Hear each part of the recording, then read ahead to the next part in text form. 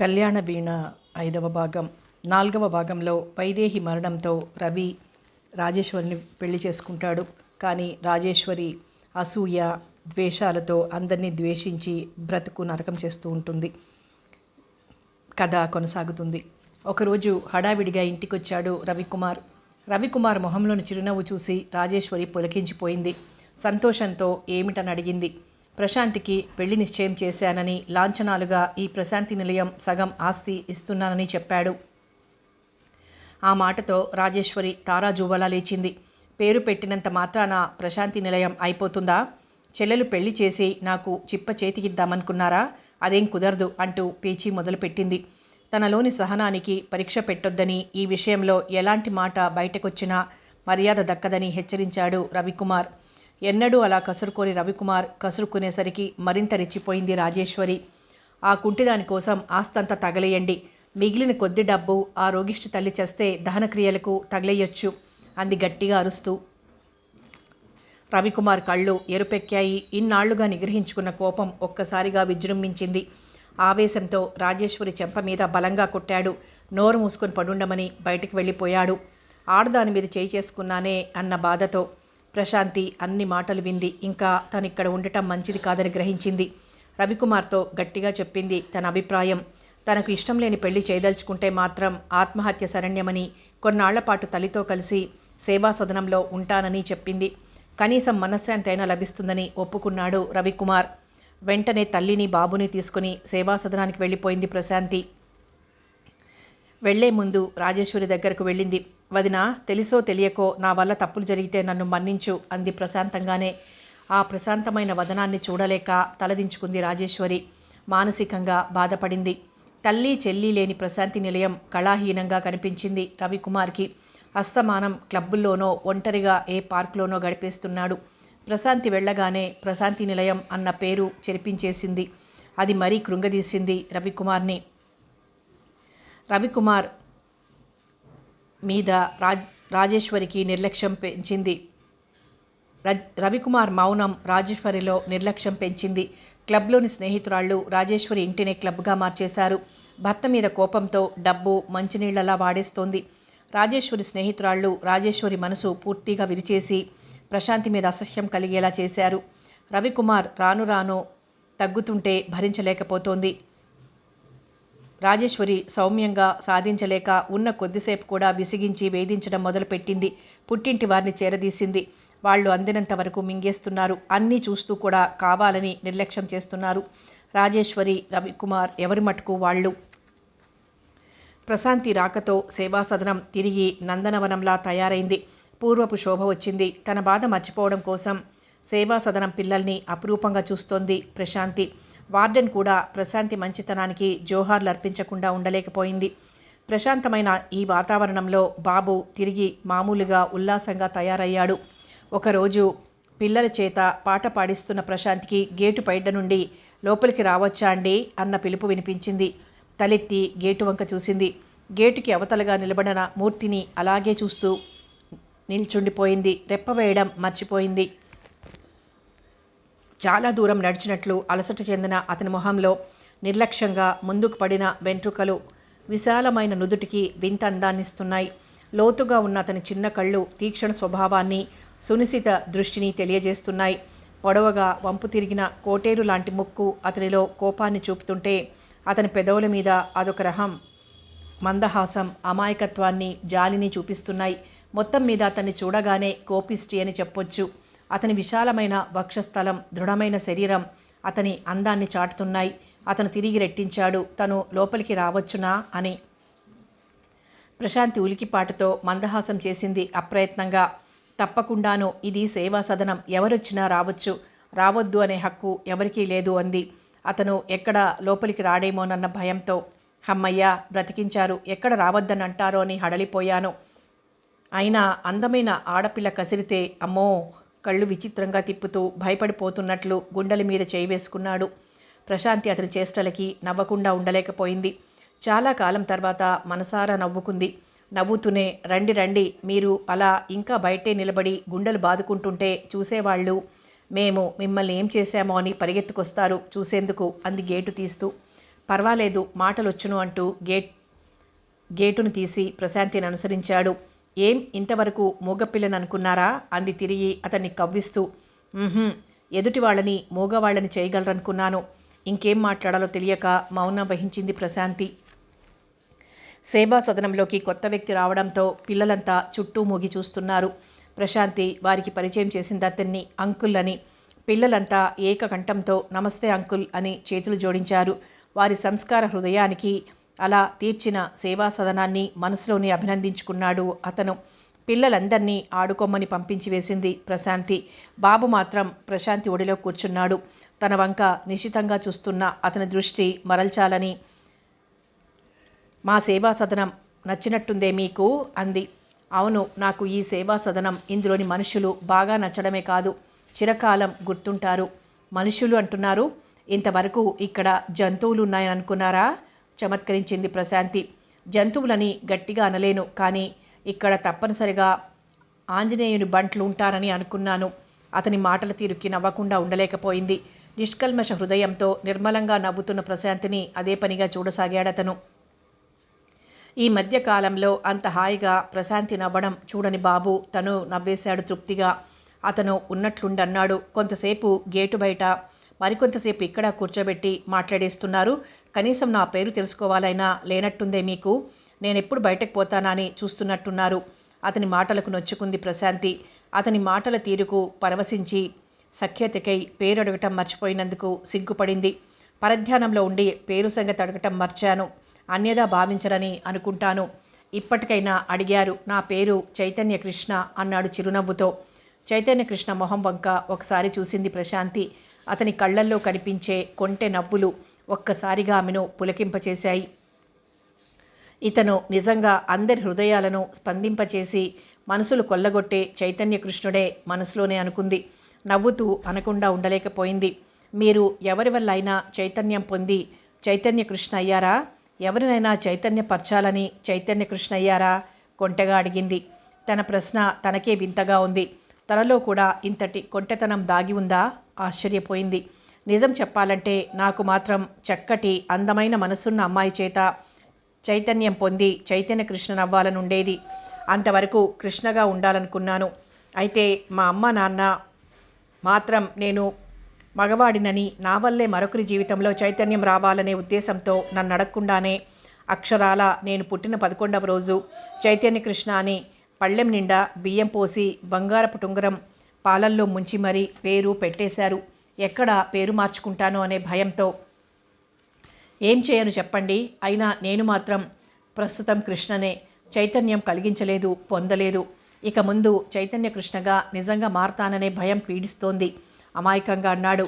అబ్బా, చాలా దండకం చెప్పారే మీ పేరుకి. మీరు ఎవరి వల్ల చైతన్యం పొందుతారో నాకు తెలియదు, కానీ మా సేవా సదనం మీ రాక వల్ల చైతన్యం పొందడం ఖాయం అంది కొద్దిగా సిగ్గుపడుతూ. ఎందుకో ఆ మాట చైతన్య కృష్ణకి మాత్రం వినడానికి ఎంతో హాయిగా తృప్తిగా అనిపించింది. మీ పేరు నేను తెలుసుకోవచ్చా? నమ్రత ఉట్టిపడేలా అడిగాడు. ప్రశాంతి. మీ చుట్టుపక్కల పరిసరాలన్నీ ప్రశాంతంగా ఉండి శాంతిని చేకూరుస్తాయన్నమాట. పేరుకు మాత్రం ప్రశాంతిని. నాలోని అశాంతిని ఎన్నటికీ పారద్రోలుకోలేను. నన్ను నమ్ముకున్న వాళ్ళకి ఉండదు శాంతి. పెదవులు కంపిస్తుండగా బాధతో అంది అన్నగారు గుర్తురాగా. అరే, మిమ్మల్ని బాధ పెట్టారనుకుంటాను. చైతన్యకృష్ణ గొంతులో కొద్దిగా బాధ తొంగి చూసింది. అతడి మాటలతో కలవరపడింది ప్రశాంతి. తనను తాను తమాయించుకుంది. లేదు, మీ రాక నిజంగా నాకు ఆనందాన్ని ఇచ్చింది. నాలో నిజంగా చైతన్యం కలిగించారు. ఈ సేవా సదనం ఎప్పుడూ మీ రాక కోసం తలుపులు తెరిచి ఉంచుతుంది. మీరు అన్నిదా భావించనంటే ఒక మాట అడుగుతాను ప్రశాంతి అన్నాడు చైతన్యకృష్ణ.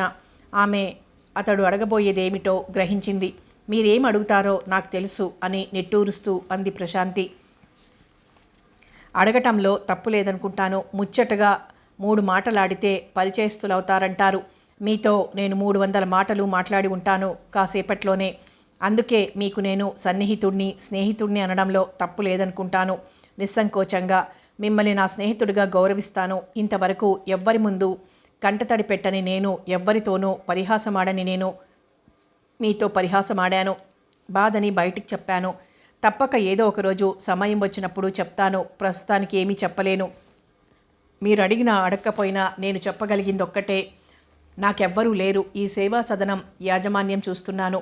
మరొక్క విషయం, డబ్బుతో మమకారాలు బంధుత్వాలు తెగిపోతాయని చెప్పగలను. అందుకే నాకు ధనవంతుల పట్ల విముఖత్వం ఏర్పడింది. ధనానికి దాసులయ్యే వారిని చూస్తే భరించలేని అసహ్యం. గతుక్కుమన్నాడు చైతన్యకృష్ణ. ఇంకా నయం, తను భగవంతుణ్ణి అని చెప్పలేదు. ప్రశాంతి ఆకర్షణ తనను బంధించి వేస్తోంది. ఇంతటి మంచి మనసున్న అందాల రాశికి భగవంతుడు ఈ అవిటితనం పెట్టకపోతే ఎంత బాగుండును. మంచివారికే కష్టాలు. ఏమైనా ప్రశాంతి తనకు కావాలి. తను ఇన్నాళ్ళు వెతుకుతున్న తన ఆరాధ్య దేవత రూపం ఈ ప్రశాంతే. అందుకోసం తను ధనవంతుడిని అన్న నిజం ఎన్నడూ బయటపడకుండా చూసుకోవాలి. ఏదో ఆలోచిస్తున్నట్లున్నారు. చైతన్యకృష్ణ పరధ్యానాన్ని గమనించి అంది ప్రశాంతి. అబ్బే ఏం లేదు, ఇంక వెళ్ళిరానా? లేచి నిలబడ్డాడు చైతన్యకృష్ణ. రావాలనే కోరుకుంటున్నాను, మా అమ్మగారిని చూసి వెళ్ళండి లేవడానికి ప్రయత్నిస్తూ అంది ప్రశాంతి. ప్రశాంతికి ఊతకర్రలిచ్చి నిలబడేందుకు సాయం చేశాడు చైతన్యకృష్ణ. కృతజ్ఞతగా చూసింది ప్రశాంతి. చూసారా కృష్ణ, నేనే ఒకరి మీద ఆధారపడే అవిటిదాన్ని. అలాంటిది నేను మరొకరికి చేయూతనిస్తున్నాను. ఈ సేవా సదనం పిల్లలకి సేవ చేయగలగడం నా అదృష్టం నిర్లిప్తంగా అంది. అదే విచిత్రం ప్రశాంతి, సహజం కూడాను. మీరు వేరొకరి మీద ఆధారపడి ఉండవచ్చును, కానీ మీరే మరొకరికి ఆధారం ఆలంబనం అయ్యే రోజు రావచ్చును. అలా అన్నింటికీ విచారించి విరాగిణిలా మాట్లాడకూడదు. ప్రేమతో మందలించాడు చైతన్యకృష్ణ. ఆ అధికారపూరితమైన మందలింపుకి ప్రశాంతికి తృప్తి కలిగింది. అలా అనుక్షణం అతను తనని శాసిస్తుంటే ఎంత బాగుండును అనుకుంది. భవానీదేవిని చూపించి ఆమె పరిస్థితి వివరించింది ప్రశాంతి. ఇంత చిన్న వయసులోనే ఎన్ని కష్టాలు పాపం ప్రశాంతికి అనుకున్నాడు చైతన్యకృష్ణ. అంతవరకు మౌనంగా ఉన్న బాబు చైతన్యకృష్ణతో అన్నాడు, థ్యాంక్స్ అంకుల్. మా ఆంటీ అమ్మ పోయినప్పటి నుంచి నవ్వడమే లేదు. ఈరోజు మా ఆంటీ చక్కగా నవ్వింది, సరదాగా ఉంది. మా ఆంటీ నవ్వుతుంటే నాకు నవ్వాలని ఉంటుంది. ఇవాళ నాకు పండగలా ఉంది. అందుకే అంకుల్ మీరు రోజు రావాలి, అంటే నవ్వుతూ నన్ను నవ్వించాలి. అప్రయత్నంగా ప్రశాంతి చైతన్యకృష్ణల కళ్ళు కలుసుకున్నాయి. బాబు పెద్ద మాటలు మాట్లాడొచ్చా, తప్పు కదూ చిన్నగా మందలించింది ప్రశాంతి. కానీ బాబుకి తన పైగల అభిమానానికి పొంగిపోయింది. బాబు ముఖం చిన్నబోయింది. అది చూసి చైతన్యకృష్ణ బాబునెత్తుకున్నాడు. అలాగే బాబు, నీకోసం తప్పకుండా వస్తాను. బాబు బుగ్గపై చిన్నగా ముద్దు పెట్టి దించేశాడు చైతన్యకృష్ణ. వెళ్ళొస్తానని మరోసారి చెప్పి గేటు తెరుచుకొని వెళ్ళిపోయాడు చైతన్యకృష్ణ. బాబు ప్రశాంతి దగ్గరికి చేరాడు. ప్రశాంతి వాడిని దగ్గరకు తీసుకుని తలనిమిరింది. సారీ, అంటే నేను తప్పుగా అన్నానా? లేదు బాబు, కానీ అంకుల్ ఇంకా కొత్త కదా, అలా మాట్లాడకూడదు. నువ్వు అంకుల్తో నవ్వుతూ మాట్లాడావుగా, అలా ఎవరితోనూ నువ్వు మాట్లాడవుగా, అందుకని అంకుల్ కొత్తవాడని నేను అనుకోలేదు సంజాయిషిస్తున్నట్లన్నాడు బాబు. తుళ్ళిపడింది ప్రశాంతి. తన ప్రవర్తన బాబుకి కూడా వింతగా అనిపించిందా? ఏమిటి చైతన్యకృష్ణలోని ఆకర్షణ అంత బలీయమైనదా? ఎవరో ఏమిటో తెలియకుండా అతనికి అప్రయత్నంగా తనకు శాంతి లేదని చెప్పింది. ఇన్నేళ్లుగా ఎవరి వల్ల ఆకర్షించబడని తను ఈనాడు చైతన్యకృష్ణ వైపు లాక్కుపోబడుతోంది. మనస్సు అతని చుట్టూ పరిభ్రమిస్తోంది. తనలో నిజంగా చైతన్యం కలిగింది. ఇన్నాళ్లుగా దాగిన ప్రేమ వెల్లువై ఉరుకుతోంది. కోపం వచ్చిందా ఆంటీ? బాబు ప్రశాంతిని కుదుపుతూ అడిగాడు. ఆలోచనల నుండి తేరుకుంది. బాబునెత్తుకుని ముద్దు పెట్టుకుంది. ఒట్టి కొంటె కోణంగివి, అన్నీ కావాలి పెద్ద ఆరిందాలాగా నవ్వుతూ తన గదిలోకి నడిచింది ప్రశాంతి. రాత్రి 11 గంటల వేళ క్లబ్ నుండి తిరిగొచ్చింది రాజేశ్వరి. భోజనమైనా చేయకుండా తిన్నగా తన గదిలోకి వెళ్ళబోతూ రవికుమార్ గది ముందు ఆగింది. ఒక్కసారి గదిలోకి తొంగి చూసింది. రవికుమార్ మంచం మీద అస్తవ్యస్తంగా పడుకున్నాడు. జుట్టంతా రేగి ఉంది. కళ్ళ కింద నల్లటి చారలు కట్టి ఉన్నాయి. రవికుమార్ మానసికంగా ఎంతగా కృంగిపోతున్నాడో గ్రహించింది రాజేశ్వరి. ఆమె మనసు కరిగిపోయింది. రవికుమార్ జుట్టు నిమరాలని, అలసట చెంది నిద్రిస్తున్న అతన్ని చుంబించాలని తహతహలాడింది. రవికుమార్ మీదుగా వంగింది ముందుకి. రాజేశ్వరి విడుస్తున్న ఉచ్ఛ్వాస నిశ్వాసాలకి కలత నిద్రపోతున్న రవికుమార్కి మెలకువ వచ్చింది. కన్నులు తెరిచి చూశాడు. రాజేశ్వరి తొట్రుపాటుతో లేచి సరిగ్గా నిలబడింది. రవికుమార్ తనని లాలించాలని బింకంతో అంది. తలుపులు తెరిచి నిద్రపోతుంటే ఏమిటా అని చూస్తున్నాను.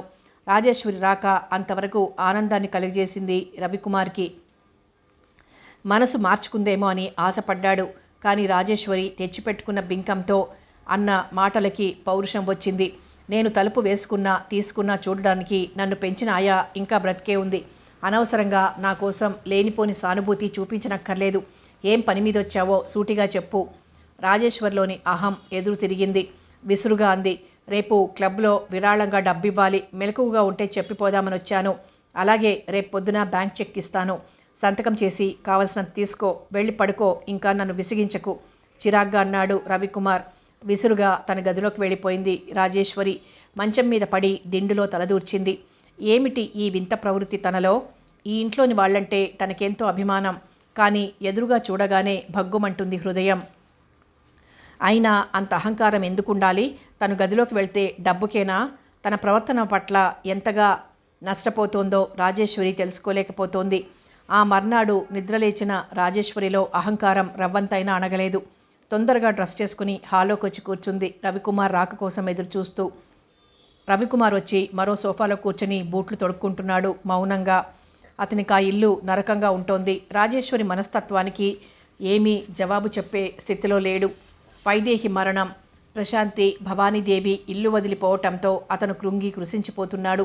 బూటు లేసులు ముడివేసుకుని కోటు జేబులో నుండి బ్యాంక్ చెక్ తీసి రాజేశ్వరికి ఇచ్చాడు నిర్లిప్తంగా. చెక్కు చూసింది రాజేశ్వరి.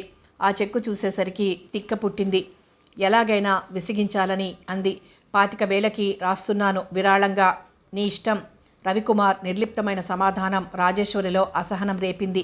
తనని అంత డబ్బు ఎందుకని తిడతాడనుకుంది. అదే తన ఇంట్లోకి వచ్చిన కొత్తలో అయితే తనని ఇలాంటి కోరికలు కోరితే అనునయంగా చెప్పేవాడు. వినకపోతే చిరాకు పడేవాడు. ఇప్పుడు అన్నింటికీ నీ ఇష్టం అంటూ మౌనం వహిస్తున్నాడు. సాయంత్రం క్లబ్లో ఎక్కువ విరాళం ఇస్తున్నందుకు నాకు సన్మానం చేస్తారు. మీరు కూడా రావాలి. నాకు పనుంది, రాలేను. అయినా సన్మానం నీకు కానీ నాకు కాదుగా మొండిగా అన్నాడు రవికుమార్. నాకైతే మీకు కాదన్న మాట రెట్టిస్తూ అడిగింది రాజేశ్వరి. ఒకరి కష్టసుఖాలు మరొకరు పంచుకున్నప్పుడే అన్నీ సమానమవుతాయి. ఆ విషయం నీకు వేరే చెప్పక్కర్లేదనుకుంటాను. చిరాకుతో తిక్కగా సమాధానమిచ్చాడు రవికుమార్. ఇంతకు మీరనేది? నువ్వు వచ్చాక ఈ ఇంటి పరిస్థితులు మారాయని. అంటే మీ ఇంట్లో అందరినీ కష్టాల్లో ముంచానంటారు అంతేగా? నేనేదన్నా తప్పే. అందుకు నాదా బాధ్యత? రాజేశ్వరి వంక సూటిగా చూసి బయటకు వెళ్ళబోయాడు రవికుమార్.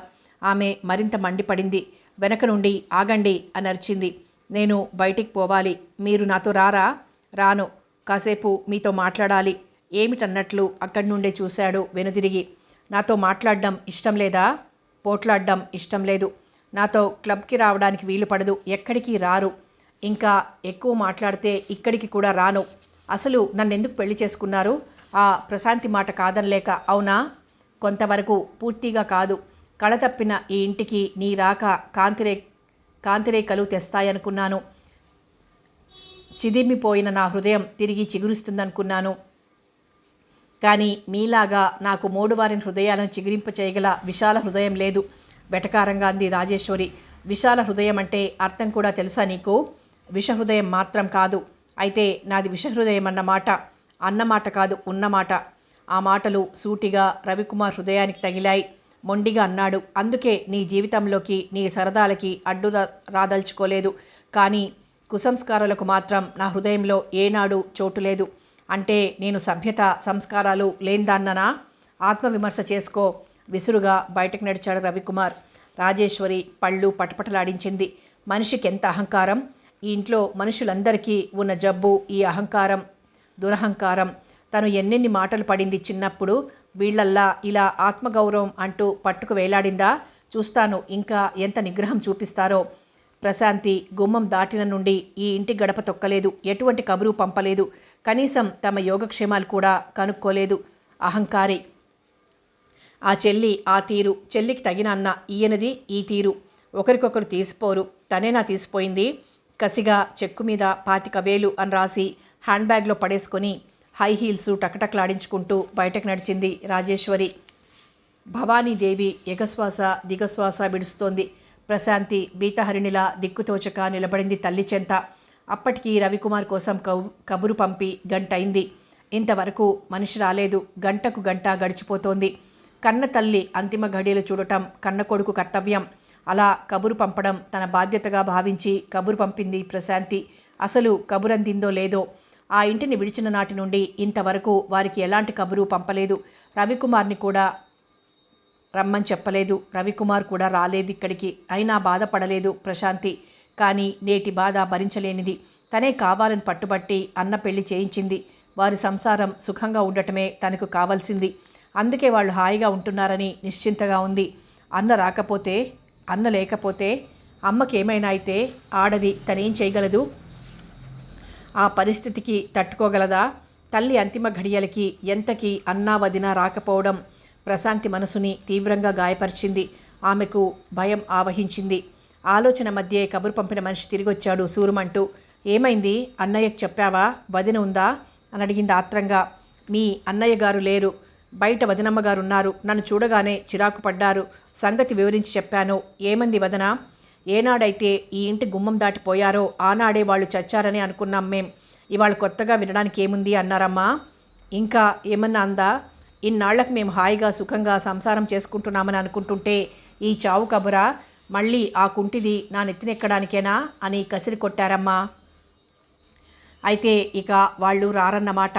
రారమ్మా. ఇంకా ఆశ లేదా? ఎంత మాత్రమూ లేదు. ప్రశాంతికి తల గిర్రున తిరిగినట్లు అనిపించి కింద పడబోయింది. అంతలో తనని ఎవరో పట్టుకున్నట్లు అనుభూతి చెందింది. కల నిజమా? కాసేపటికి కళ్ళు తెరిచి చూసింది ప్రశాంతి.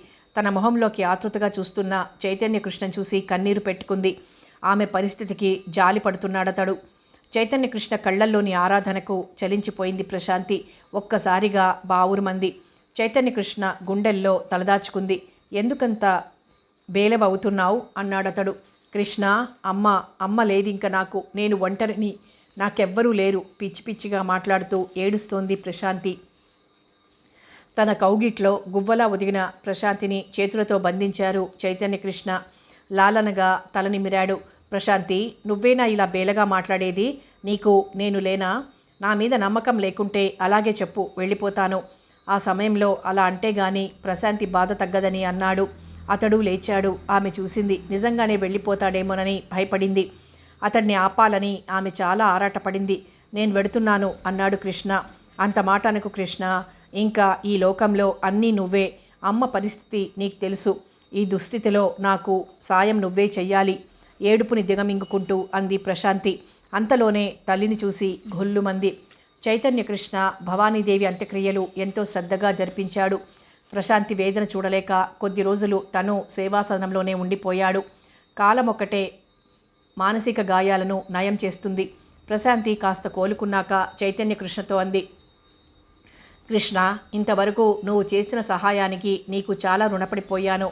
ఇప్పటికే నువ్వు నా వల్ల చాలా ఇబ్బంది పడ్డావు. ఇంకా ఇక్కడ ఉంటే నా శని నీకు కూడా పట్టుకుంటుంది. ఇంక నువ్వు వెళ్ళు కృష్ణ. చైతన్యకృష్ణ మందహాసం చేశాడు. ఇన్నాళ్లదాకా తెలియలేదా అమ్మాయి గారికి తమరి శని నాకు పట్టుకుంటుందని? నువ్వు తప్ప ఎవరూ లేరు. నా ఆశలు ధ్యాసలు అన్నీ నువ్వే. నీకోసమే ఈ జీవితం. అది ఇది అన్నావు, నా చేతుల్లో వాలిపోయావు. అతడలా చెప్పుకుపోతుంటే ప్రశాంతి సిగ్గుపడింది. ప్రశాంతిని దగ్గరగా తీసుకున్నాడు. ప్రశాంతి, కలలో కూడా అలాంటి మాటలు అనకు. నీ రాక నా హృదయంలో వసంతాలు కుమ్మరించింది. ప్రశాంతే నాదైనప్పుడు నాకు శనేమిటి, చీకటేమిటి? పిచ్చి పిల్ల. కృష్ణ అంటూ చైతన్యకృష్ణ గుండెల మీద వాలిపోయింది. ఈ గుండెల్లో నేనుండిపోవాలి అంది. అదిరే పెదవులతో ప్రశాంతంగా కళ్ళు మూసుకుంది. అలాగే పడుకుని ఇక జరగాల్సిందేమిటి అని ప్రశ్నించుకుంది తనంతాను. ఇన్నాళ్లకి తన కష్టాలు గట్టెక్కాయి. ఇంకా తన కథంతా చైతన్యకృష్ణకు చెప్పి వైదేహి పటం ముందు తను చైతన్యకృష్ణని పెళ్లి చేసుకుంటుంది.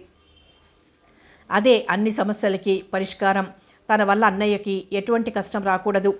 వదిన మాట కాదనలేక తను వచ్చేశానని మొహం చూపలేకపోతున్నాడే కానీ తనకి తెలియదా తనంటే ఎంత ప్రేమో? అన్నకు తన తల్లి మరణ వార్త రాజేశ్వరి చేరవేయలేదని గ్రహించలేనంతటి మూర్ఖురాలు కాదు ప్రశాంతి. బలవంతాన ఒప్పించి రవికుమార్ రాజేశ్వర్ల పెళ్లి జరిపించింది తను. అందుకే అన్నగారి కోసం త్యాగం చెయ్యాలి తను. ఏ విధంగా? తను బాధపడినట్లు ఎంత మాత్రం తెలిసినా రాజేశ్వరిని బయటికి గెంటవచ్చు. పెళ్లి సంగతి ముందుగా తెలిస్తే చాలా ఖర్చు చేస్తాడు. అది వదిన భరించలేదు. ఇద్దరికి ఘర్షణ. అందుకే ఇలా క్లుప్తంగా పెళ్లి జరిగితే చాలు. అంతేకాదు తన తల్లి మరణ వార్త కావాలని తనే కబురు పంపలేదని చెప్పాలి అవసరమైతే. అదే మంచిది. తనలాగా మొండివాడు కాడు. తన అన్నది అతి సున్నితమైన మనసు. కోపంతో రాజేశ్వరిని వదిలేస్తే అందరూ తలో రకంగా అనుకునే మాటలు తను వినలేదు. తన మీద అన్నగారికి కోపం వస్తే కనీసం వదినతో కలిసి సుఖంగా ఉంటాడు. మళ్ళీ వాళ్ళ నెత్తిన ఎక్కరని రానని రాజేశ్వరికి తెలియదా? ఆమె ఒక నిర్ణయానికి వచ్చింది. తన అభిప్రాయం, తన కుటుంబం గురించి వివరంగా చైతన్యకృష్ణకు చెప్పింది. బాబు తమ వద్దనే ఉండాలని కూడా కోరింది. కృష్ణ కాసేపు ఆలోచించాడు. ప్రశాంతి సంస్కారానికి, సహృదయానికి అచ్చెరు పొందాడు చైతన్యకృష్ణ. ప్రశాంతి తన అర్ధాంగి కావడం తన పూర్వజన్మ సుకృతంగా భావించాడు. పెళ్లి ముహూర్తం పెట్టించుకొస్తానని అన్నాడు. 2 మనసులు కలిశాయి. నిండు పున్నమి విరిసింది. 2 గుండెలు కలిశాయి. పండు వెన్నెల కురిసింది. ప్రశాంతి చప్పున వంగి చైతన్యకృష్ణ కాళ్లకు నమస్కరించి పాదాలను చుంబించింది సంతోషంతో.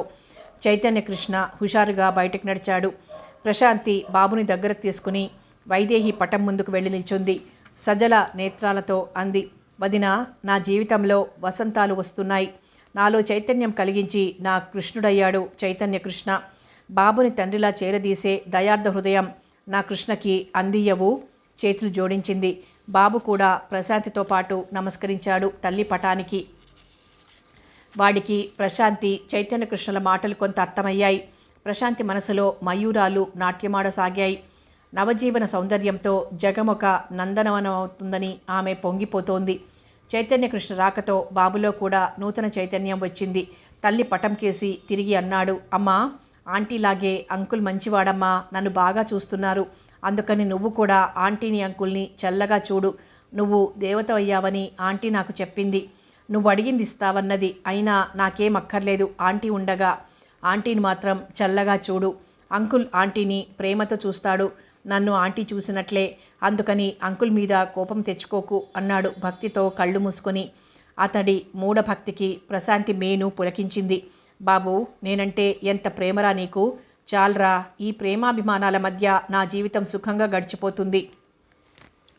సజల నయనాలతో బాబుని అక్కున చేర్చుకుంది ప్రశాంతి. కాళ్ళు నేల మీదున్నా, కళ్ళు నెత్తి మీదున్నా రాజేశ్వరికి కాస్త ఆగి వెనుదిరిగి యోచించాల్సిన సమయం వచ్చింది.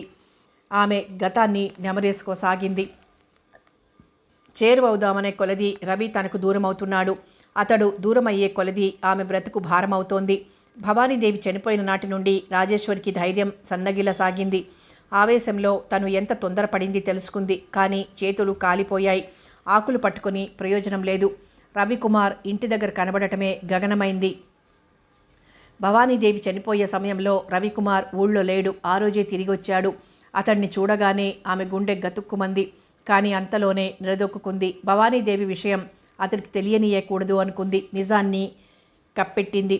కళ్ళు లోతుకుపోయి, బుగ్గలు పీక్కుపోయి, ముఖం దిగిపోయి, చిదికిన గుండెలతో చిందరవందరగా ఉన్న క్రాఫింగ్తో మంచాన పడి ఉన్న రోగిష్టివాడ్లా తయారయ్యాడు రవికుమార్.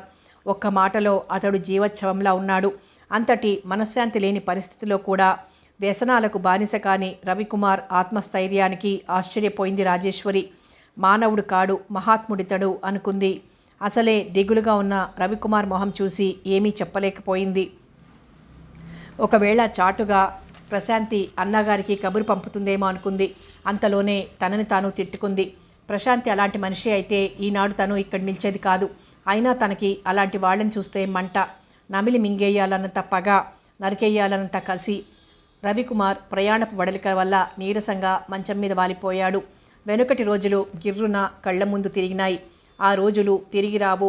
ఆనాడు ప్రశాంతి తన ప్రయాణపు బడలిక తీర్చుకోమని అభిమానంతో మందలించడం, వైదేహి కూడా బయట నుండి రాగానే అలసట తీర్చుకో ముందు రవి అని ప్రేమతో మందలించడం గుర్తుకొచ్చింది. మనసు ఆర్ద్రమైంది. కళ్లల్లో నీరు తిరిగింది రవికుమార్కి. ఈనాడు తను నిజంగా అలసిపోయి వచ్చినా పిలిచే దిక్కులేదు, ఆదరించే అభిమానులు లేరు. ప్రశాంతి లేని ఈ ఇల్లు తనకి నరకం చూపిస్తోంది. తను అనుకున్నదేమిటి, అవుతున్నదేమిటి? తన జీవితమే తలకిందులైపోయింది. రాజేశ్వరి రాక తమ జీవితాన్నే నాశనం చేసేసింది. లేనింటి పిల్ల తమ కుటుంబం గురించి తెలుసు కదా అని ఆశపడ్డాడు. అతడి ఆశలన్నీ అడియాసలయ్యాయి. ప్రపంచంలో రాజేశ్వరి లాంటి స్త్రీ వేరొకటి ఉంటుందా అన్న ఆలోచన వచ్చింది. పొరపాటును కూడా ఇలాంటి స్త్రీ ఉండకూడదని అనుకున్నాడు. ప్రశాంతి ఇల్లు వదిలి వెళ్తుంటే తను ఆపలేకపోయాడు. తాను బలవంతాన ఆపితే ఆత్మాభిమానంతో ఆమె ప్రాణత్యాగం కూడా చేస్తుందని, ఎక్కడో అక్కడ సుఖంగా ప్రశాంతంగా తన ముద్దుల చెల్లెలు, మమతలు పంచిన తల్లి సుఖంగా ఉండాలన్నదే తన కోరిక. అందుకే ఆనాటి నుండి నేటి వరకు తన మొహం చూపించలేకపోయాడు. తన జ్ఞాపకాలు తుడిచేస్తేనే మంచిదని భావించాడు. తన బ్రతుకు ఇలా ఉందని తెలిస్తే తన ప్రశాంతి గాలిలో ఆకుల అల్లల్లాడిపోతుంది. ఆమె దేవత. తను వెళ్ళికపోతే వదిన మాటల వల్ల రాలేదని అనుకోదు. తన మనసు అర్థం చేసుకోగలదు ఆ త్యాగమయ్యి. అలాంటి త్యాగమయ్యి కోసం తను చేయగలిగింది ఏమిటి? ఇంట్లోంచి పంపించివేయడమేనా? ప్రశాంతికి ఇష్టం లేనిదే పెళ్ళి ఎలాగూ చేసుకోదు. కనీసం ప్రశాంతి వాటా ప్రశాంతికి దక్కనివ్వాలి. తన ఆస్తంతా రాజేశ్వరి విలాసాలకు, విరాళాలకు, తన నిర్లిప్తతకు పూర్తిగా హరించిపోయింది. తన వల్ల రాజేశ్వరికి ఎటూ సుఖం లేదు. మిగిలిన తన వాటా కొద్దిపాటి ఆస్తి రాజేశ్వరికే రాసేయాలి. ఆమె ఇష్టం. మిగిలింది ప్రశాంతి వాటా. దానిని ముట్టుకునే అధికారం ఎవరికీ లేదు. ప్రశాంతి పేర రాయించాడు తను. ఆ వివరాలు తను స్వయంగా ప్లీడర్తో మరొకసారి మాట్లాడి రావాలని అనుకున్నాడు. తను కొన్నాళ్లు ఎడంగా ఉంటే రాజేశ్వరి మారుతుందేమో అన్న ఆశ కలిగింది. ఆఖరిసారిగా రవికుమార్ ఈ ప్రయత్నం చేసి చూద్దామని అనుకున్నాడు. అలసట మాట మార్చి ఆదరాబాద్రాగా తయారై ప్లీడర్ని కలుసుకునేందుకు వెళ్ళాడు. దారిలో తెలుసున్న వాళ్ల ద్వారా భవానీదేవి మరణ వార్త విన్నాడు. ప్రశాంతి కబురు చేయడం, రాజేశ్వరి ఇచ్చిన సమాధానం కూడా విన్నాడు. అంతవరకు రాజేశ్వరి మీద మిగిలిన కొద్దిపాటి జాలి, దయ పూర్తిగా పోయి ఆ స్థానే కసి, పగ చోటు చేసుకున్నాయి. రాయించిన విల్లు చించేసి మొత్తం ఆస్తంతా ప్రశాంతి పేరు రాయించేశాడు. దస్తావేజులతో పాటు ప్రశాంతికి ఓ లెటర్ కూడా రాసి కవర్లో ఉంచి లాయర్ని ఆ మర్నాడు ఆ కవర్ని ప్రశాంతికి అప్పగించమని కోరాడు. ఆ ఇంటి విషయాలు తెలియడం వల్ల లాయర్ లోలోన బాధపడ్డాడు. రవికుమార్ తిన్నగా ఇంటికొచ్చాడు. అతని రాకలోని తొందరకి రాజేశ్వరి ఆకులా వణికిపోయింది. బెదురు చూపులు చూస్తూ నిలబడింది. తిన్నగా తన గదిలోకి వెళ్ళి 2 జతల బట్టలు బ్యాగ్లో పెట్టుకున్నాడు. తనని చిన్నతనం నుండి పెంచిన ఆయాను పిలిచి తను పని మీద బయటకు వెళ్తున్నానని, తిరిగి వచ్చే వరకు ప్రశాంతి దగ్గరే ఉండమని చెప్పాడు. ఆ కుటుంబం అల్లకల్లోలం కావడం వల్ల ఆయా కూడా మతి చెడిన దానిలా తయారైంది. ఊకొట్టి తన గదిలోకి వెళ్ళిపోయింది. బ్యాగ్ పట్టుకొని హాల్లోకి వచ్చాడు రవికుమార్. అన్నాళ్ల తర్వాత మళ్ళీ పిలిచాడు రాజేశ్వరిని. రాజేశ్వరి. ఆ పిలుపుకి కంపించిపోయింది రాజేశ్వరి. ఏమిటన్నట్టు చూసింది. కనీసం కన్నతల్లి మరణవార్త కూడా అందజేయని నువ్వు నిజంగా ఆడదానివి కావు. నేను వెళ్ళిపోతున్నాను. నీది గుండెకాయ కాదు, బండరాయి.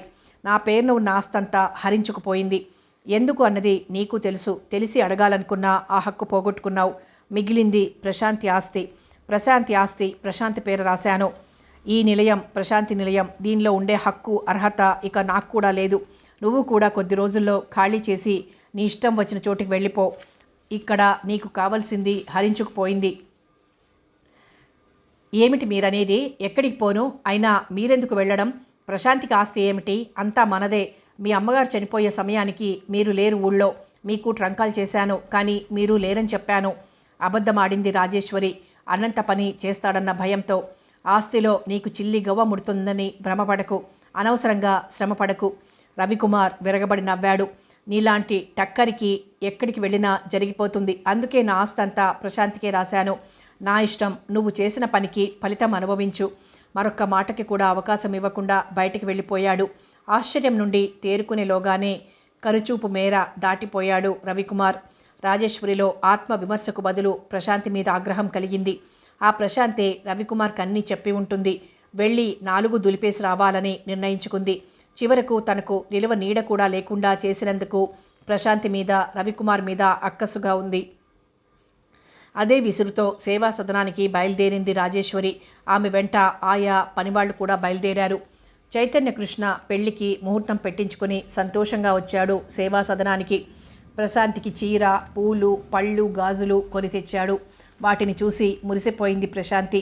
అదే సమయంలో భవానీదేవి లాయర్ రావడం ప్రశాంతికి, చైతన్యకృష్ణకి ఆశ్చర్యాన్ని కలిగించింది. ఎందుకొచ్చినట్టు? ప్రశాంతి తమ లాయర్ ద్వారా అన్ని విషయాలు తెలుసుకుంది. దస్తావేజులే కాక తన పేర రాసిన రవి లెటర్ తీసి చదువుకుంది. చదువుతుంటే ప్రశాంతి చెంపల వెంట కన్నీరు కాల్వలు కట్టింది. ఆ ఉత్తరంలో ఇలా ఉంది: ప్రియాతి ప్రియమైన నా ముద్దుల మురిపాల చెల్లెలు ప్రశాంతికి ఈ అసమర్థుడైన అన్న దీవించి రాయునది. అన్నయ్య అనుకుంది బాధగా ప్రశాంతి. తిరిగి చదవడం మొదలుపెట్టింది. అమ్మా ప్రశాంతి, నిన్ను ఎంత అల్లారుముద్దుగా పెంచుకున్నామో నేను మర్చిపోలేదమ్మా. ఎంతసేపు నా సుఖం కోసం నన్ను ఒప్పించి అత్యాసలకు పోయి గాలిలో మేడలు కట్టే రాజేశ్వరిని కూడా ఒప్పించి మా పెళ్లి చేశావని తర్వాత తెలుసుకున్నాను. నువ్వు త్యాగం చేయడమే కానీ నన్ను త్యాగం చేయనీయలేదు నువ్వు. నా సుఖాన్ని కోరిన నీకు నేనేం చేయగలను తల్లి? ఇంటి నుండి వెళ్ళగొట్టాను. ఓ ఇంటి దానిని చేయలేకపోయాను. ఇంకా రాజేశ్వరికి కావాల్సింది మనిషి ప్రేమ కాదు, ధనదాహం. తన విలాసాలకు సగం ఆస్తి కరిగించి వేసింది. నేను రెండో పెళ్లి వాడిననే అసంతృప్తి తన నరనరాల్లోనూ జీర్ణించుకుపోయింది. తద్వారా మనశ్శాంతి లేక మనందరినీ కాల్చుకుతింది. నువ్వు ఆస్తి వద్దన్నా అది నీ వాటాయే. ఇంకా ఉంటే రాజేశ్వరి ఆ ఆస్తిని కూడా కరిగించి వేస్తుంది. కనీసం నీ వాటా నీకు అప్పగించానన్న తృప్తి అయినా మిగలదు నాకు. నా అవసరం ఎవరికీ లేదు. అమ్మ చనిపోయిందని విన్నాను. ఈ అన్నని దూషించవని నాకు తెలుసు. రాజేశ్వరికి ఈ విషయం చెప్పాను. కొద్ది రోజుల్లో ఇల్లు ఖాళీ చేసేస్తుంది. నీ హృదయం నాకు తెలుసు కనుక నిన్ను రాజేశ్వరిని చేరదీయవద్దని అనలేను. కానీ నాకంత క్షమ, దయ లేదు. నీకోసం ఏమీ చెయ్యలేక నీ జీవితమంతా నా కోసం త్యాగం చేయించుకుంటున్న ఈ అన్నని క్షమించమని అడుగుతున్నాను. నా చివరి కోరిక నువ్వు పెళ్లి చేసుకుని సుఖంగా ఉండాలని, బ్రతికి ఉంటే చివరి క్షణాలు నా చెల్లెమ్మ దగ్గరే గడపాలని కోరుకుంటున్నాను. కలం నుండి అక్షరాలు, కళ్ళ నుండి అశ్రువులు. అక్షరాలు అలుక్కుపోయినా జాగ్రత్తగా చదివి ఉత్తరాన్ని, ఉత్తరంతో పాటు నా హృదయాన్ని అర్థం చేసుకో. ఆశీస్సులతో నీ అన్నయ్య. అన్నయ్య ఒక్కసారిగా అరిచి స్పృహ తప్పి కింద పడిపోయింది ప్రశాంతికి తెలివొచ్చాక తన కర్తవ్యాన్ని నిర్ణయించుకుంది. చైతన్య కృష్ణతో తమ బాంధవ్యాన్ని గురించి ఇప్పుడప్పుడే ఎవరికి ఏమీ చెప్పొద్దని బ్రతిమాలింది. చైతన్య కృష్ణ మాట ఇచ్చాడు. ప్రశాంతి అన్నగారింటికి బయలుదేరబోయేంతలో రాజేశ్వరి సుడిగాలలా దూసుకొచ్చింది లోపలికి. ప్రశాంతి, మంచిదాన్ని అని అందరినీ నమ్మిస్తూ చాటుగా అన్నగారికి నా మీద అన్నీ చెప్పి నాకు కాకుండా చేశావు. ఆస్తంతా నీ పేరున రాయించుకున్నావు. ఉరుముతున్నట్లుంది రాజేశ్వరి గొంతు. వదిన, ఏమిటి నువ్వనేది? నేను మిమ్మల్ని విడదీశానా? మీ సుఖం కోసం నిన్ను బలవంతాన ఒప్పించానన్న మాట కోసం అన్నయ్య బాధపడుతున్నా లెక్క చేయక ఇక్కడికి వచ్చేశాను. ఆస్తంతా మీకే వదిలిపెట్టేశాను. ఈ దస్తావేజులు అవి ఇప్పటిదాకా నాకేమీ తెలియదు. ఏదైనా నీ ఇంటికి వచ్చానా నేను? ఈ విషయాలు నాతో మాట్లాడదామనే వస్తున్నావా? నేను నీతో మాట్లాడదామనే బయలుదేరొస్తున్నాను. ఇంతలో నువ్వే వచ్చావు.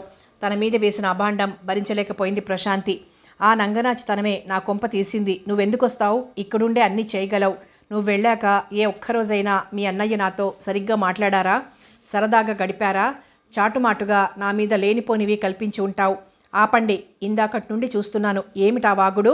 ప్రశాంత్ని ఇంకొక మాట అన్నారంటే నేను సహించను, కోపంగా అన్నాడు చైతన్య కృష్ణ. నువ్వు ఊరుకో కృష్ణ, ఇది మా ఇంటి విషయం, మేమే పరిష్కరించుకుంటాం. అనవసరంగా నువ్వు మాటలు పడటం నాకు ఇష్టం లేదు అని కృష్ణతో అని ఇటు తిరిగి, నువ్వు ఇంటికి వెళ్ళొదినా, నీ ఆస్తి నీ దగ్గరే ఉంటుంది. అన్నయ్య ఎక్కడ ఉన్నా ఇంటికి రప్పించే పూచి నాది. ఈ ఒక్కసారి నా మాట విను, ఆజ్ఞాపూర్వకంగా గట్టిగా అంది ప్రశాంతి స్థిరత్వానికి జడిసింది రాజేశ్వరి. అది చూస్తాను అంటూ వెనక్కి వెళ్ళిపోయింది. రాజేశ్వరి వెళ్ళిపోయాక చైతన్య కృష్ణ ఒడిలో తలపెట్టుకుని విలపించింది ప్రశాంతి. కృష్ణ, నేను బలవంతాన్ని జరిపించాను ఈ పెళ్ళి. అదీగాక నా మీద పడ్డ నిందని చెరిపివేసుకోవాలంటే అన్నయ్యని వదినని ఏకం చేయాలి. అలాగే ప్రశాంతి, వెంటనే బయలుదేరి మీ అన్నయ్యని వెతికి తీసుకొస్తాను. నేనొస్తాను కృష్ణ. అన్నయ్య నా మాట తప్ప ఎవ్వరి మాట వినడు.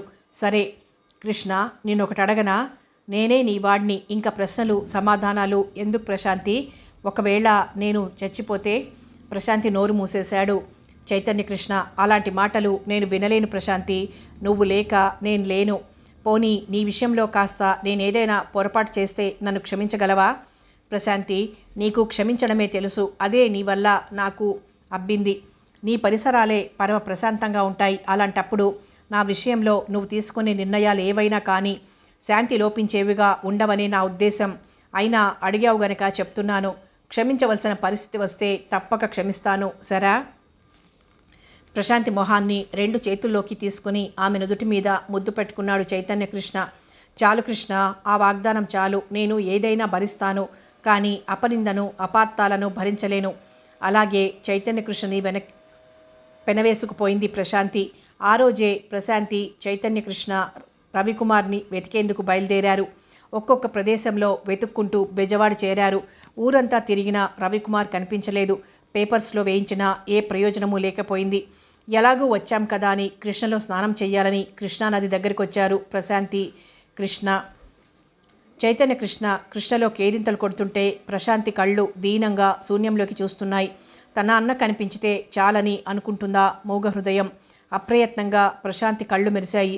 కృష్ణ ఒడ్డున ఒక వారగా ముడుచుకొని కూర్చున్న రవికుమార్ కనిపించాడు. ఇదొక దైవికమైన సంఘటన. ప్రశాంతి సర్వం మర్చిపోయింది. పట్టరాని సంతోషంతో అన్నయ్య అంటూ చంటి పిల్లల అరుస్తూ ఊతకర్రలను టకటకలాడించుకుంటూ పరుగులాంటి నడకతో రవికుమార్ వైపు కదిలింది. ప్రశాంతిని చూడగానే రవికుమార్ హృదయం పొంగిపోయింది. పోయిన పెన్నిది చేరుకున్నట్లు భావించాడు. ప్రశాంతి, నన్ను వెతుక్కుంటూ ఇంత దూరం వచ్చావా తల్లి అంటూ తన ఒడిలో వాలిపోయిన ప్రశాంతిని హృదయానికి హత్తుకున్నాడు. ప్రశాంతి అరుపుకి కృష్ణలో కేరింతలు కొడుతున్న చైతన్య కృష్ణ పరుగు పరుగున బయటకొచ్చి ప్రశాంతి రవికుమార్ల దగ్గరకు చేరుకున్నాడు. రవికుమార్ చైతన్య కృష్ణ వంక ప్రశ్నార్థకంగా చూడటంతో ప్రశాంతి, ఈయన చైతన్య కృష్ణ, మన సేవా సదనం పిల్లలంటే అమిత ఇష్టం అంది పూర్తి పరిచయం చేయకుండా. చైతన్య కృష్ణ ఏమీ మాట్లాడలేదు. రవికుమార్ ఇంటికి రాననంటే ప్రశాంతి తన అపవాదు భరించలేనని, తను పెళ్లి చేసింది ఇలా విడదీయడానికి కాదని, తన మీద ఏమాత్రం అభిమానం ఉన్నా వెంటనే బయలుదేరమ్మని ప్రాధేయపడింది. రాజేశ్వరి ఎంతగానో రవికుమార్ కోసం విలపిస్తుందని చెప్పింది. లేని కుటుంబంలో పుట్టి ఎవరి మమతానురాగాలకు నోచుకొని రాజేశ్వరి అనుక్షణం తమ ఇంటిని వాళ్ళ ఇంటిని పోల్చుకొని ఆ అవివేకం వల్ల తన మనసు పాడు చేసుకుందని, అందరికీ ఆత్మశాంతి లేకుండా చేసిందే కానీ వేరే ఏమీ కాదని అన్నకు వివరించింది. రవికుమార్ రాజేశ్వరి మారిందని, ప్రశాంతి తన ఇంటికి తిరిగి వస్తుందని విని సంతోషించాడు. ప్రశాంతికి జతగా వచ్చినందుకు చైతన్యకృష్ణకి కృతజ్ఞతలు తెలుపుకున్నాడు.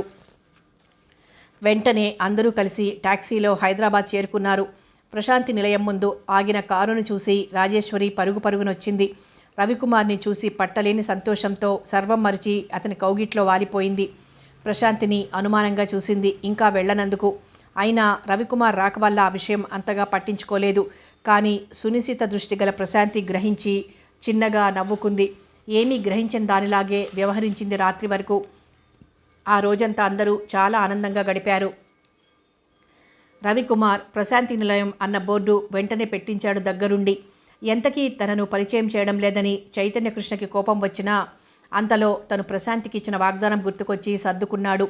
ప్రశాంతిని అనుమానించినందుకు తనను తానే నిందించుకున్నాడు. ఆ రోజంతా ప్రశాంతి రవికుమార్ వెంట తిరుగుతూ అన్నయ్య అన్నయ్య అని పిలుస్తూ మునుపటి ప్రశాంతిలాగే గడిపింది. రవికుమార్ పొంగిపోయాడు. రాజేశ్వరి మారినందుకు రాజేశ్వరిని క్షమించడమే కాక ప్రేమగా దగ్గరకు తీసుకున్నాడు. ఆ రాత్రి అందరూ నిద్రపోయాక ప్రశాంతి నెమ్మదిగా లేచి కృష్ణ గదిలోకి నడిచింది. ప్రశాంతి ఆకస్మిక రాక చైతన్యకృష్ణకు అనుమానం కలిగించిన చాలా ఆనందాన్ని కలుగజేసింది. ఆప్యాయతానురాగాలతో చేతులు చాచాడు రమ్మని ఆహ్వానిస్తూ. ప్రశాంతి ఆ చేతుల్లో వాలిపోయింది. ఆ క్షణాన ప్రశాంతి కళ్ళల్లో కనిపించిన కాంతి అంతకుముందు ఎన్నడూ చూడలేదు చైతన్యకృష్ణ. ఏదన్నా ఉంటే ప్రశాంతే చెబుతుందని ప్రశ్నలు వేయకుండా తన పక్కన చోటిచ్చాడు. ఈ రాత్రి నీ దగ్గరగా ఉండాలనిపించింది కృష్ణ. నీ బాహువుల్లో ఒదిగి ప్రశాంతంగా నీ గుండెల మీద విశ్రాంతి తీసుకుందామనే ఆశగా వచ్చాను. నన్ను ఇక్కడే ఉండని కృష్ణ అంది ప్రశాంతి. అంతటి అదృష్టమా నాకు? ఈ రాత్రి ఒక్కటేనా? నా జీవితపు రాత్రులన్నీ నీకోసమే ప్రశాంతి అన్నాడు దగ్గరకు తీసుకుంటూ. అతనిలోకి గువ్వలా ఒదిగి ముడుచుకొని నిద్రపోయింది ప్రశాంతి. పసిపాపలా ముడుచుకొని నిద్రపోయిన ప్రశాంతి ముంగురులు సవరిస్తూ ఒక్కసారిగా ఉలిక్కి పడ్డాడు చైతన్యకృష్ణ. అంత వెంటనే నిద్రపోయిన ప్రశాంతిని చూడగానే అనుమానం వచ్చింది. దానికి తగ్గట్టు ప్రశాంతి ప్రవర్తన ఉదయం నుండి వింతగా ఉండటం వల్ల అనుమానం రెట్టింపైంది. ప్రశాంతిని కుదిపి లేపాడు. ప్రశాంతిలో కదలిక లేదు, మగతలో కలవరిస్తోంది. మధ్య మధ్యలో కృష్ణ నన్ను మన్నించు అంటూ. వెంటనే చైతన్యకృష్ణ లైట్ వేసి ప్రశాంతిని పరీక్షగా చూశాడు. ప్రశాంతి చేతుల్లో కాగితాలున్నాయి. చైతన్యకృష్ణ అవి తీసి చూశాడు. ఒకటి తనకి, మరొకటి రాజేశ్వరికి రాసింది ప్రశాంతి. ప్రశాంతి చేసిన పని అర్థమైంది. ప్రశాంతి అని భవనం దద్దరిల్లేలా అరిచాడు ఒక్కసారిగా చైతన్యకృష్ణ. ఆ కేకకి అందరూ లేచి పరుగునొచ్చారు. నిర్జీవంగా పడి ఉన్న ప్రశాంతి చైతన్యరహితుడై పిలిచిన చైతన్యకృష్ణని, అతని చేతుల్లోని కాగితాలని చూసి కలవరపడ్డాడు రవికుమార్.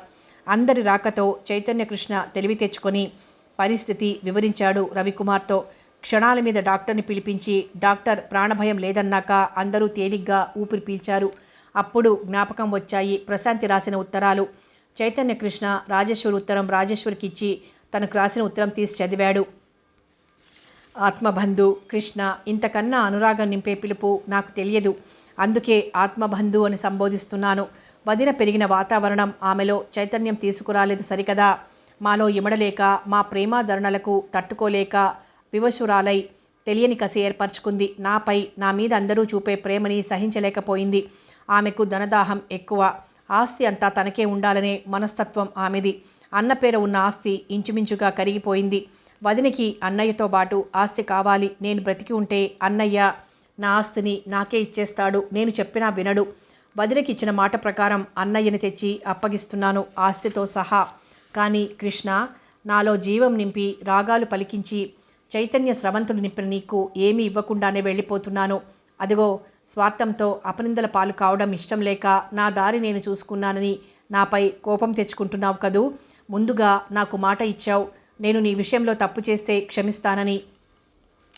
ముడిపడని మన బంధం కన్నా ముడివేసుకున్న అన్నా వదినల జీవితాలు చక్కబడటమే ముఖ్యమని నా ఉద్దేశం.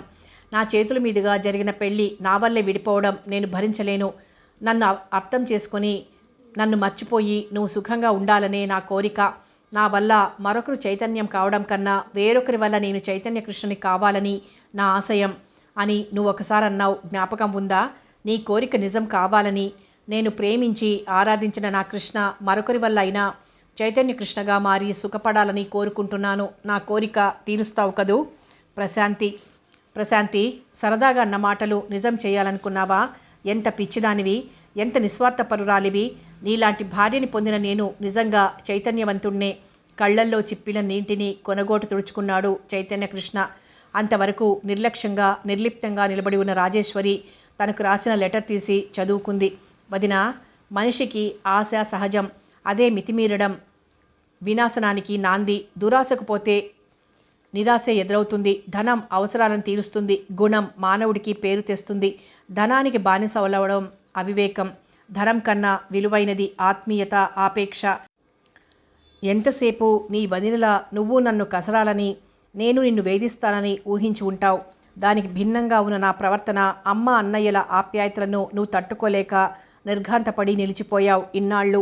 మా ప్రేమను, అనురాగాన్ని అర్థం చేసుకుని నువ్వు ఆనందించగలిగి ఉంటే మనం మరొక విధంగా ఉండేవాళ్ళం. పొద్దున నీ కళ్ళల్లో భావం చదివాను. నేను ఏదైనా భరిస్తాను, కానీ అపనిందను భరించలేను. నీకు మాట ఇచ్చినట్లే అన్నయ్యతో పాటు ఆస్తి కూడా రాసేశాను నీ పేర. నేను బ్రతికుంటే నీకు చివరిదాకా ఆస్తి గురించి మనశ్శాంతి ఉండదు. మళ్ళీ మీ జీవితాలు మామూలే. అందుకే మీ సుఖానికి అడ్డం ఉండకూడదని వెళ్ళిపోతున్నాను, నా సుఖాన్ని కాలదన్నుకుని. కనీసం ఇప్పటికైనా నీ మనసుకు పట్టిన మాలిన్యాన్ని తొలగించుకుంటే అంతా నిర్మలంగానే కనబడుతుంది. నా త్యాగం ఫలించి నువ్వు ఏమాత్రం మారినా నా చివరి కోరిక కూడా తెలుసుకోగలవు. బాబు ఎవరి ఆర్థిక సహాయంతోనో పెరగవలసిన అవసరం లేదు. వాడు మా ఇంట. నీలో వాడి తల్లిని చూసుకుని పోగొట్టుకున్న తల్లిదండ్రుల ఆప్యాయత, ఆదరణలు పొందాలన్నదే నా కోరిక. తీరుస్తావు కదూ? ఇంకా నా జీవిత సర్వస్వం నా కృష్ణని ఒంటరిని చేసి వెళ్తున్నాను.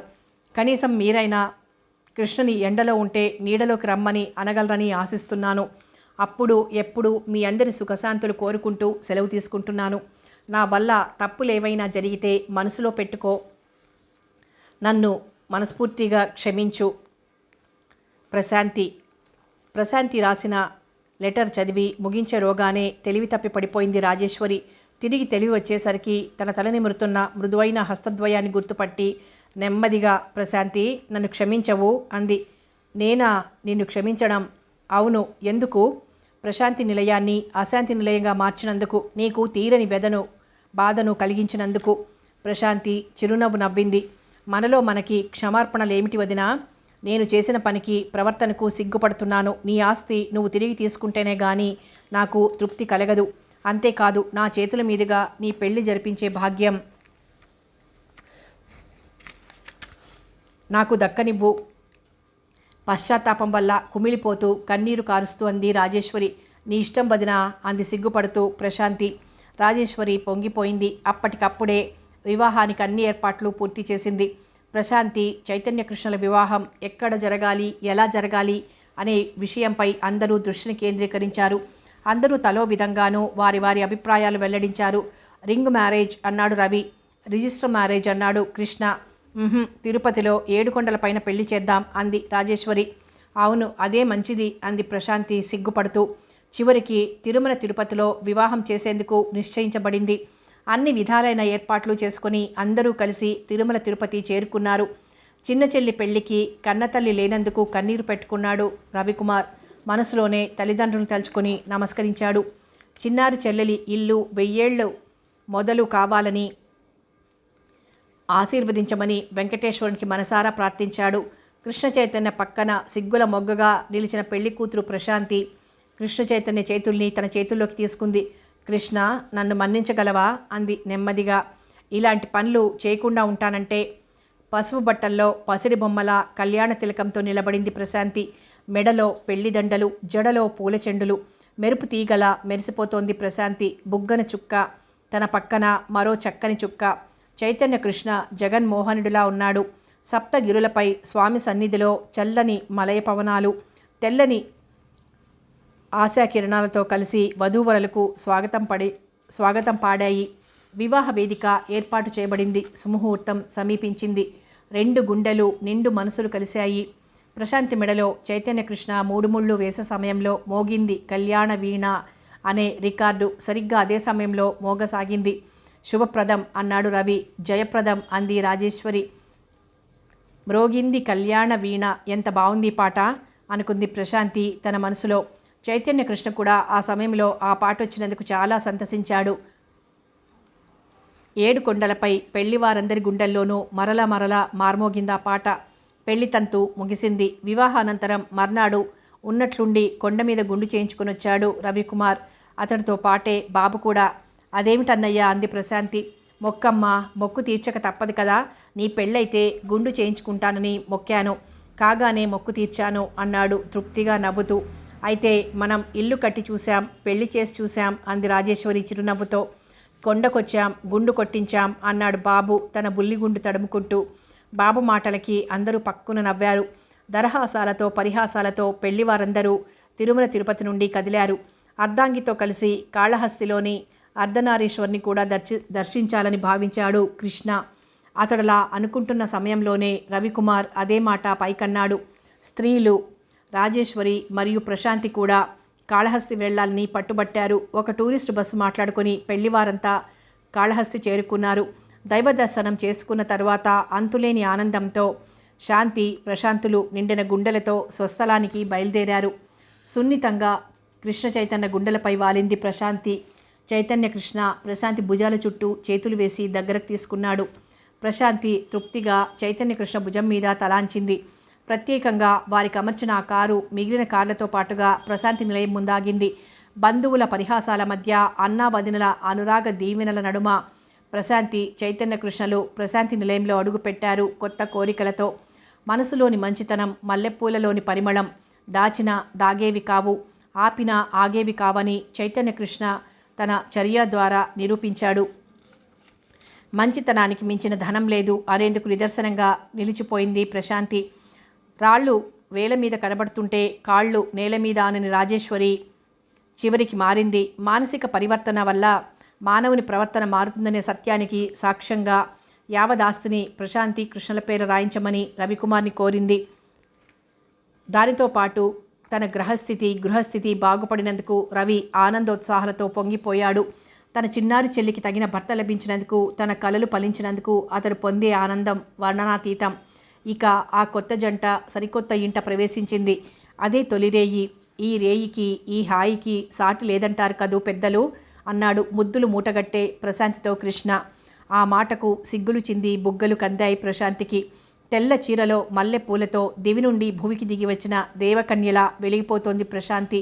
అడుగడుగున ముద్దులతో ఆమెను పందిరి మంచం వద్దకు నడిపించుకు వెళ్ళాడు కృష్ణ. ఆమె సిగ్గుపడుతూ, ఆగు కృష్ణ, ఇంతవరకు జీవితంలో మనం చేసిందేమిటి, ఇక చేయాల్సిందేమిటి, కాస్త ఆలోచిద్దాం అంది. పెళ్లి చేసుకోవడం చేశాం, పెళ్లి చేయడం చెయ్యాలి అన్నాడు కృష్ణ కొంటెగా. ఆమె నవ్వాపుకోలేక ఉక్కిరి బిక్కిరైంది. అతడు మరిన్ని కొంటె మాటలతో ఆమెను మరింత నవ్విస్తూ కవ్విస్తూ, ఇక నుండి మనకు ఒకే కంచం ఒకే మంచం ఏం అన్నాడు. ఆమె అంగీకార సూచకంగా తలూపింది మరింత సిగ్గుపడుతూ. సమాప్తం. మరో మంచినాలతో